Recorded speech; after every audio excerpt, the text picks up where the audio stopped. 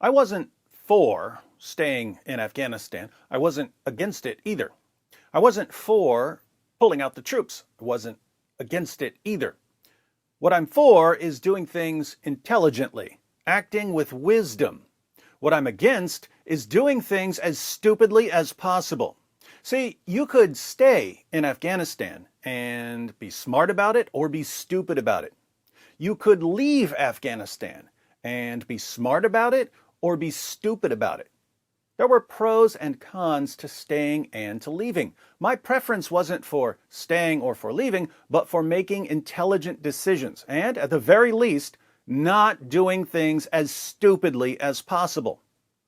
I've been making a lot of videos about Afghanistan because, as far as I can tell, the U.S. has been as stupid as possible for the past few weeks. Would you like Exhibit A? Politico reports. U.S. officials in Kabul gave the Taliban a list of names of American citizens, green card holders, and Afghan allies to grant entry into the militant-controlled outer perimeter of the city's airport, a choice that's prompted outrage behind the scenes from lawmakers and military officials. The move, detailed to Politico by 3 U.S. and congressional officials, was designed to expedite the evacuation of tens of thousands of people from Afghanistan as chaos erupted in Afghanistan's capital city last week after the Taliban seized control of the country. It also came as the Biden administration has been relying on the Taliban for security outside the airport. So, the U.S. wanted to evacuate American citizens and Afghans who helped the U.S. during this 20-year war. But because the U.S. let the Taliban conquer Kabul first, the Taliban controlled the area outside the airport.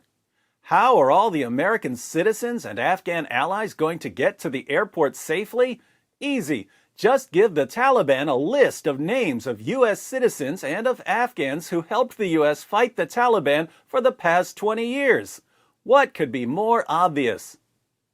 Since the fall of Kabul in mid-August, nearly 100,000 people have been evacuated, most of whom had to pass through the Taliban's many checkpoints. But the decision to provide specific names to the Taliban, which has a history of brutally murdering Afghans who collaborated with the U.S. and other coalition forces during the conflict, has angered lawmakers and military officials.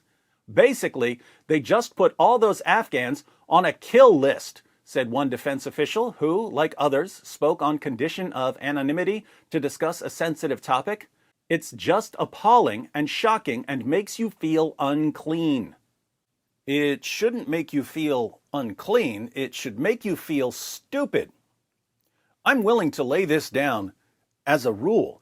If you've been fighting terrorists for 2 decades, and thousands of people have been helping you fight terrorists for 2 decades, and the terrorists really want to kill the people who've been helping you, you do not, under any circumstances, give the terrorists a list of the names of the people who helped you.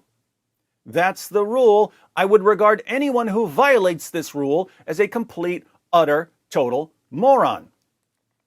Our leaders just violated the rule. Our leaders said to themselves, you know, we're in quite a pickle here. We let the Taliban conquer the country before we evacuated our people and our allies. And the Taliban are now armed with the weapons that we left for them. They have tons of fresh troops because they took over the jails and prisons and released all their terrorist buddies that we locked up. But we really need to get our people out. How are we going to do it? Wait a moment.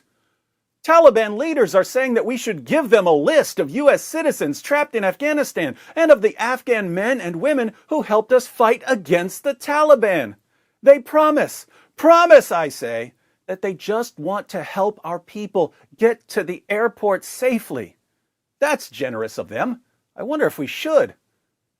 Well, it would probably be racist and Islamophobic not to trust the Taliban. Okay, Taliban, here's a list of U.S. citizens trapped in Afghanistan and of the Afghan men and women who helped us fight you for the past 2 decades. Thank you, Taliban jihadis, for agreeing to help all these people get back to safety. Wait, what's that? There's been a massive terrorist attack outside the airport. We won't be able to get everyone out by the deadline. We're going to have to leave a ton of people behind. So the Taliban are now going to have control of thousands of people that we want to get out of there? Oh well, nothing like creating the biggest hostage crisis in history. It just backfired on me. It just backfired on me. This is a part of a religion. There's a reason to it. Yeah?